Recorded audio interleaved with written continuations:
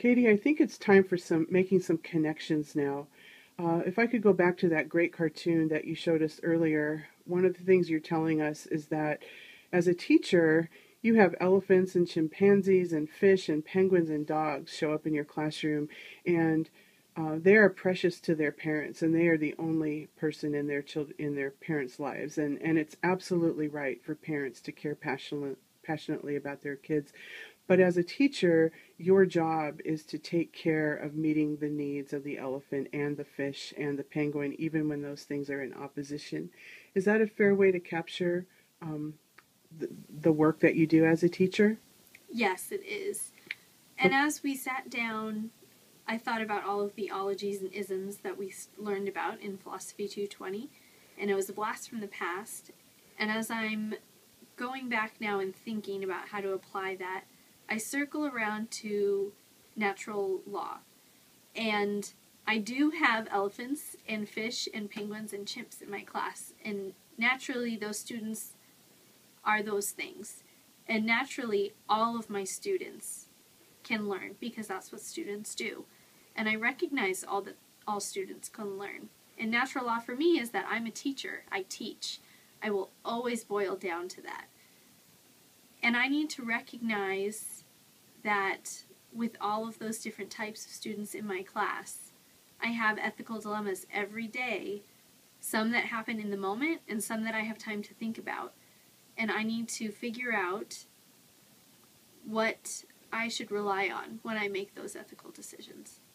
One of the things that came up when we were talking through this project with the other fellows was something that you and I take for granted. We're both products of Catholic education, and we said sort of blithely that teachers in Catholic schools have to tend to the needs of diverse students without any specialists in the classrooms. Typically, Catholic schools don't have special ed specialists or speech pathologists or counselors, and we just take that for granted that a single teacher is going to try to serve all of those needs.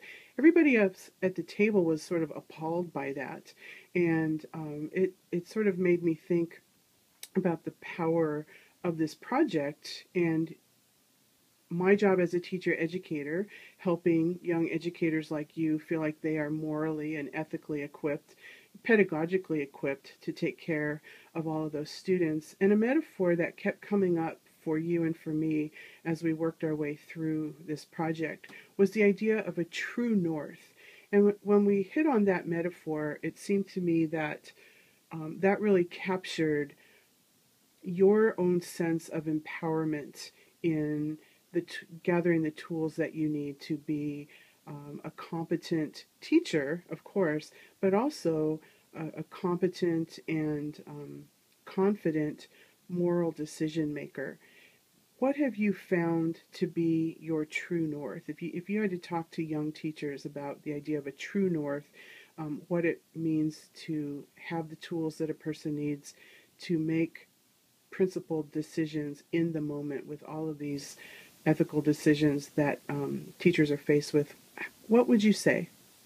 My true north is natural law as far as the isms go, and I have figured out that to be a teacher, to naturally be a teacher, and to embody every bit of what that means, I needed to get my reading endorsement. So I became a student, and my natural law was to learn about how to help struggling readers. As a reader, I never struggled when I was growing up. It came easy to me. I enjoyed reading. And I thought, what can I do for my students when they struggle? I need to know what that looks like. I need to know what that feels like. And I need to know how to help them.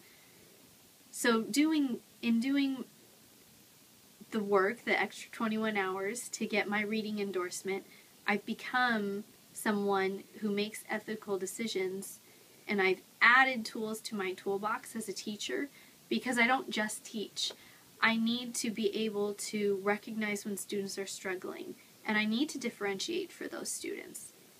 So I got my reading endorsement, and that's step number 1 towards becoming an ethical decision maker as a natural teacher.